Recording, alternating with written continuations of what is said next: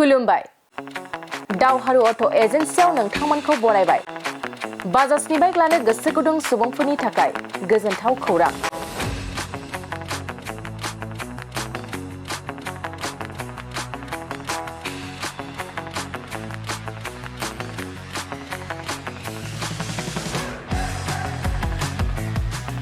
क'क्राझार सहराव थानाय दावहारु अट' एजेन्सिया नोंथांमोननि थाखाय फैगौ अक्ट'बरनि 2 खालारनिफ्राय 7 खालारसिम फुजा धामाका अफार्स लोगोसे मेगालन काम एक्सचेन्ज मेला खुंफुंगोन।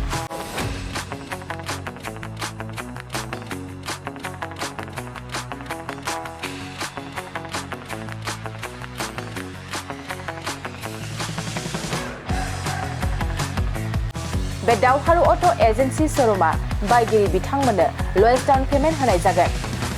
नोंथांमोना दावहारु अट' एजेन्सि शोरूमाव होनो गोनां फुजा धामाका अफार्स आरो लोगोसे मेगालन काम एक्सचेन्ज मेलायाव फैनानै नोंथांनि लुबैनाय बाजाजनि बाइकखौ लांफैनो हागोन।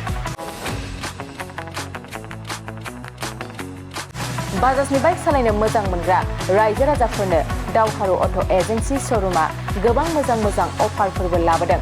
बेफोरनो जाबाय जेरै गंनै helmet free 5 litre petrol free Acer gift आरो गासैबो मडेलनि बाइकखौ एक्सचेन्जनिबो खाबुआ थागोन।